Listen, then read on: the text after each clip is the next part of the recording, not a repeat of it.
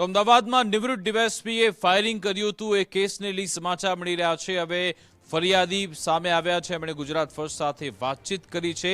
ફરિયાદી અમિત પટેલે ગુજરાત ફર્સ્ટ સમક્ષ નિવેદન આપ્યું।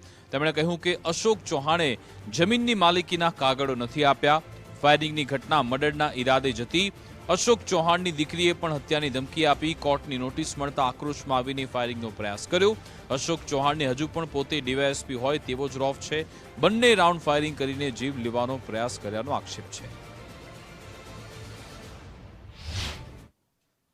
એવું છે કે આ જે જમીન છે તેના કબજેદાર તરીકે એ પોતાની ઓળખ આપતા હતા, પોતે માલિક છે તે રીતની વાત કરતા હતા।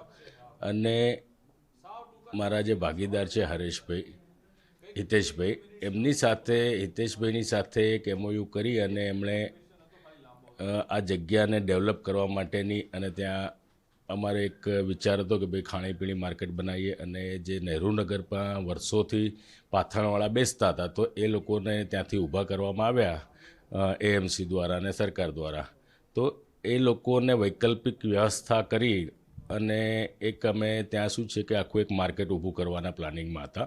એના ફાધર ગાડી લઈને આવ્યા, ગાડીમાંથી ઉતર્યા, કોઈ જાતની ચર્ચા કરી નથી અને સીધું જ પિસ્તોલ હાથમાં લઈને જ ગાડીમાંથી ઉતર્યા છે। એટલે એ મારી નાખવાના ઈરાદાપૂર્વક જ ગાડી લઈને ત્યાં આવ્યા હતા અને સીધું રિવોલ્વર કાઢી અને રિવોલ્વર અમારી સામે તાકી અને જે બેફામ ગાળો બોલવા મળ્યા અને ધમકીઓ આપવા મળ્યા અને આ બધું જે આપણે વિડીયોમાં જોયેલું છે ફૂટેજમાં, એટલે આ વર્તન આખું થયું। એટલે અમારી એ દિવસે કોઈ ડિસ્કશન થઈ નથી અને અમે એ મળવા આવવાના છે એવી બી અમને કોઈ જાણ નથી અને આવીને સીધું આ વર્તન કર્યું। અમે હજી તો કંઈ સમજીએ પહેલાં તો એમણે ફાયરિંગો ચાલુ કરી દીધી।